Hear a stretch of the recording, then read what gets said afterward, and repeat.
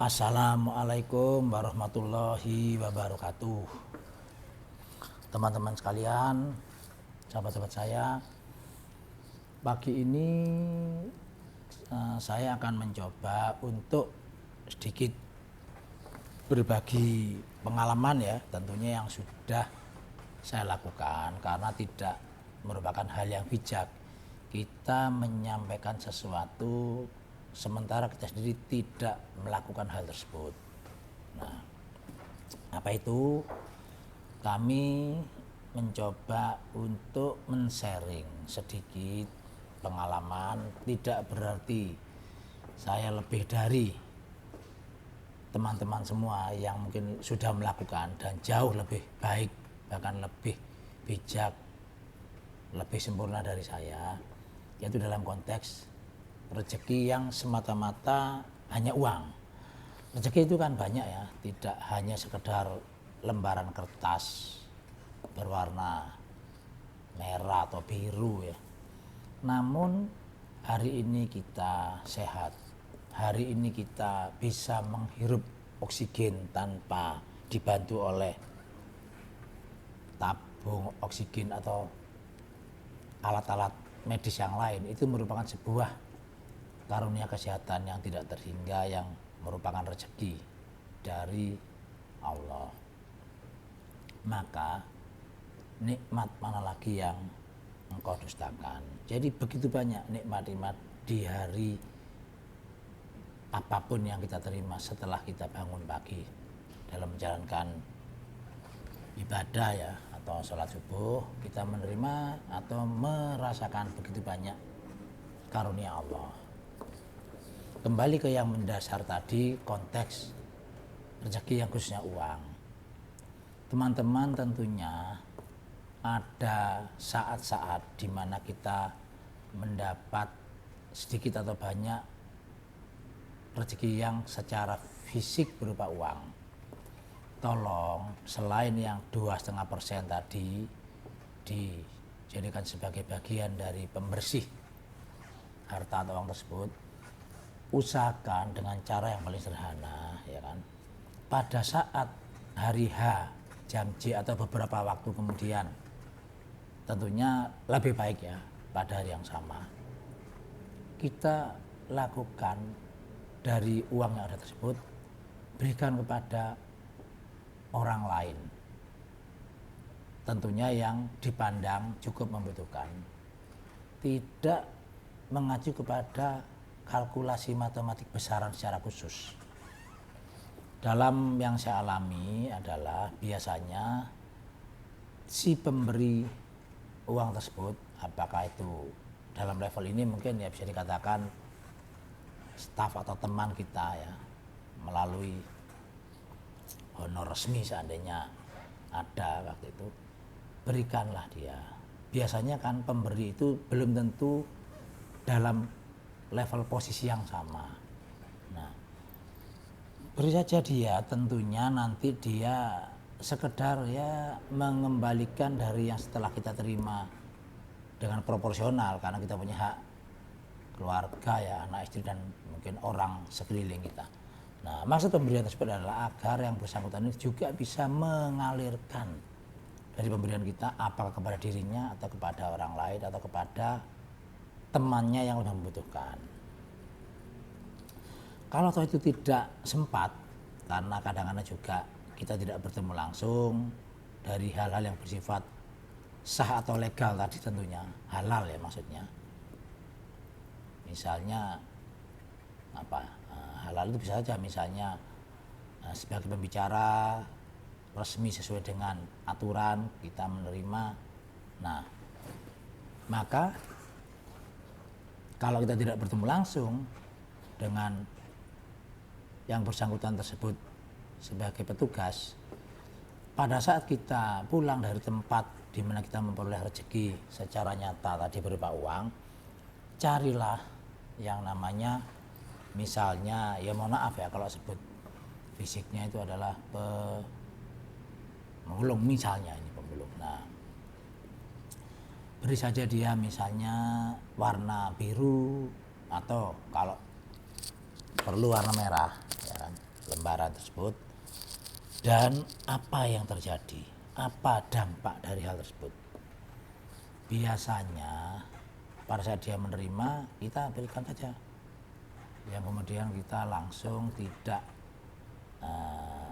berikan tangan dengan tangan kananmu secara sopan dan tangan kirimu tidak tahu. Maka si bapak pemulung tadi, seandainya laki-laki, dia akan pulang ke rumahnya dan kemudian akan memberikan uang halal tersebut kepada istri. Ini misalnya dia melakukan itu. Apa yang terjadi? Istrinya akan sedemikian bahagia dan terharu, mungkin menangis ya, bahwa mengatakan, Pak, alhamdulillah kita dapat rezeki uang hari ini sehingga kita bisa membelikan sepatu anak kita yang mungkin sepatunya sudah bolong atau rusak, atau dia bisa beli makanan pada hari itu dengan rasa bahagia, di mana kita memberikannya mungkin tidak sedemikian berarti ya dibandingkan jumlah proporsional yang kita terima secara persentase. Nah, kemudian si ibu tersebut malam harinya atau setelah itu dia berdoa kepada Allah dengan cara mungkin sholat, mungkin ibadah, terserah dari yang bersangkutan ya dalam keyakinan dan iman agamanya. Doanya bisa saja sederhana, ya Allah, semoga yang memberi tadi, yang kita juga tidak kenal, mendapatkan barokah dalam hidupnya.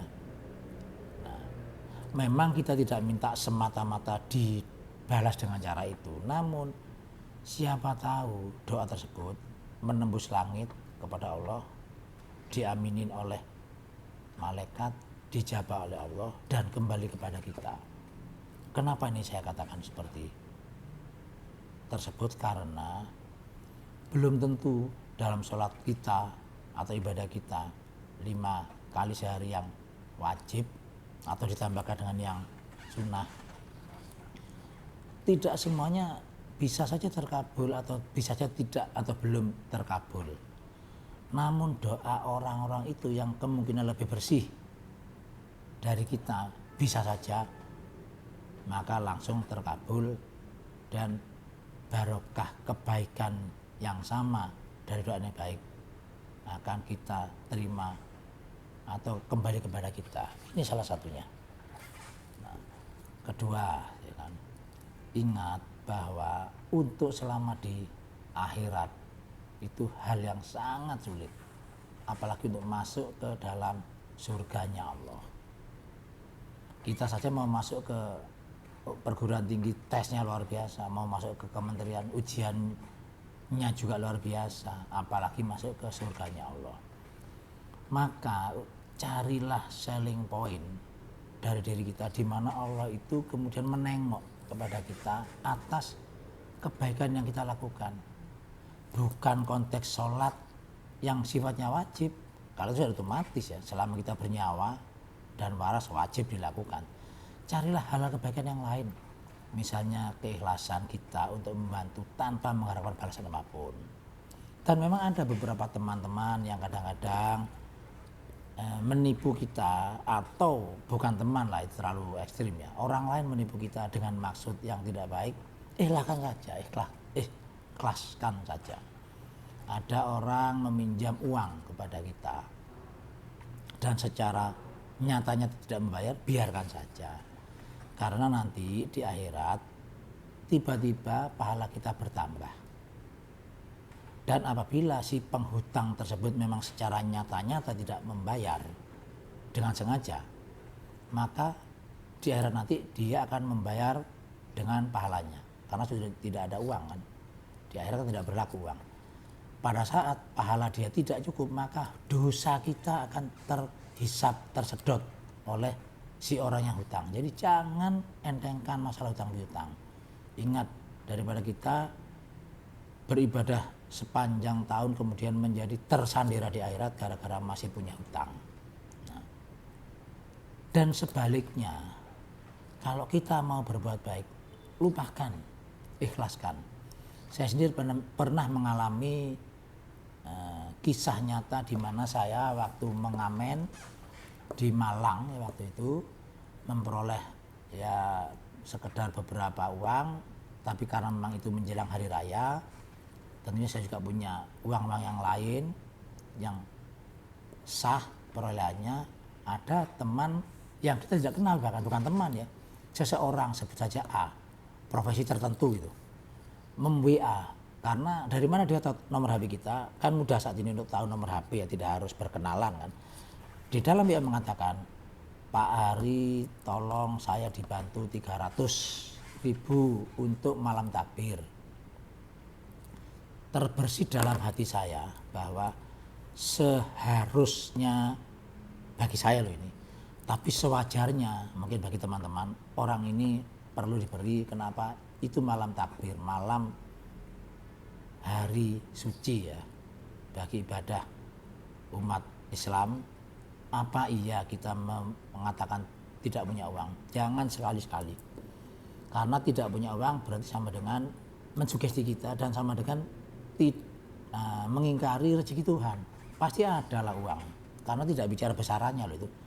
Nah, logika yang seperti itu biasanya kalau ada minta ya kasihlah dengan kemampuan uang yang kita miliki sepertiga saat itu. Nah, karena dia minta 300, saya akan tambah 100. Berarti 400. Saya nggak kenal itu, tapi masih ada di nomor HP saya. Nomornya itu. Nah, apa yang terjadi? Setelah saya masuk ke ATM, karena saya memang tergesa-gesa ya saat itu, saya pencet 300 menjadi 400.000. Harusnya kan. Tapi karena saya memang kecepatan mencetnya itu, yang terpencet adalah angka 4 juta loh itu, 4 juta rupiah. Langsung saya pencet untuk sending, terkirim lah itu. Nah jadi nerima 4 juta si orang ini yang saya nggak pernah kenal. Bisa saja penipu ya nggak apa-apa, urusan dia untuk dosa atas tipuannya. Kalau betul, berarti kan barokah di kita atas kebutuhan yang bersangkutan di malam takbir hari raya. Nah, setelah itu karena saya merasa itu memang terlalu cepat pencetnya, dan kebetulan mohon maaf itu uang ATM istri saya kan nggak punya ya ATM itu. Maka ada nomornya, saya telepon, staf saya minta untuk menelpon, memang nyambung. Setelah itu si staf mengatakan tolong dikembalikan uang Bapak, maksudnya uang saya ya, karena Bapak udah ikhlasin 1 juta, saya ikhlaskan, kembalikan yang 3 juta. Berikutnya dia hanya mendengar, setelah itu telepon lagi udah diblok nomor telepon saya, si staf saya tersebut kepada yang bersangkutan. Semula memang saya sempat ya agak setengah jengkel ya, udah ditolong mentung katanya kan begitu, dibantu 300 dikasih 400, malah 4 juta kepencet, diminta 1 juta, diminta 3 juta, dia terima 1 juta, enggak mau juga, bahkan diblokir aja. Ya udahlah. Nah, setelah saya agak menenangkan hati itu karena uang istri sih itu, ya udahlah saya ikhlasin, toh uang itu kan ciptaan manusia, sedangkan manusia ciptaan Allah. Ya udahlah, masa saya mengalahkan ciptaan Allah dengan ciptaan manusia, kita ikhlasin. Apa yang terjadi teman-teman? Begitu saya balik ke kantor, tiba-tiba sekian waktu kemudian ya, setelah era hari raya itu, era Pusko kalau waktu itu, ternyata staf kita menyampaikan informasi atau laporan bahwa ada memang salah satu rezeki yang belum diterimakan pada saat saya menjadi pembicara di tempat lain, nilainya lebih dari itu. Nah artinya apa? Kembali bahwa rezeki tidak pernah tertukar. Biarlah rezeki yang tadi diterima oleh si orang tersebut menjadi bagian dari pemenuhan kebutuhannya. Kalau dia benar, maka barokah di kita. Kalau dia tidak benar, maka dosa kita terambil atas kezoliman dia kepada kita. Jadi hidup itu tidak perlu bersulit, karena hidup itu sudah demikian berat mungkin ya, maka digampangkan saja. Nggak usah berpikir sedemikian rumit sehingga kok saya kehilangan uang, nggak usah lah. Toh rezeki itu tidak hanya saat itu saja, ada yang lain-lainnya. Serahkan kepada Allah yang memang maha adil, maha pandai, dan tidak akan ada rezeki yang tertukar. Kalau kita dibohongi orang, kita ditipu orang, ikhlaskan saja. Kalau ada orang tidak baik kepada kita, ya alhamdulillah, bukan kita yang jahat kepada orang. Nah, kalau kita mendapatkan hal yang bernuansa kesedihan penderitaan, sabar saja, setidaknya akan menambah pahala kita. Saya juga pernah suatu saat ke bandara, pagi-pagi mengejar sholat subuh, kecelakaan, wajah saya ini, kepala saya pecah, ya, retak ini, tengkoraknya ini pecah ini. Rahangnya itu turun ke bawah, gigi saya walaupun asli semua, tapi itu goyang waktu itu. Bukan goyang ya, ya artinya kena hantaman kendaraan tersebut. Tempat duduk dari mobil taksi waktu itu. Ini hancur ya. Memang ya ada hal yang menyedihkan ya, karena kaki saya patah. Sampai sehari ini ada masih 20 pen di dalam kaki saya itu. Tapi udah saya ikhlaskan, mau apalah, kita masih diberi kehidupan. Ya kan? Bahwa seandainya lebih dari itu kan bisa terjadi atas kehendaknya dan atas mungkin ya kondisi kita ya, mungkin kurang hati-hati dan sebagainya. Nah, walaupun yang membawa adalah sub driver dari taksi, ya udah kita ikhlasin saja, tidak mungkin ada kesengajaan. Meskipun memang itu ngantuk katanya. Nah, kemudian dari itu yang bisa kita ambil hikmahnya dengan menerima segala keikhlasan tadi dengan sabar.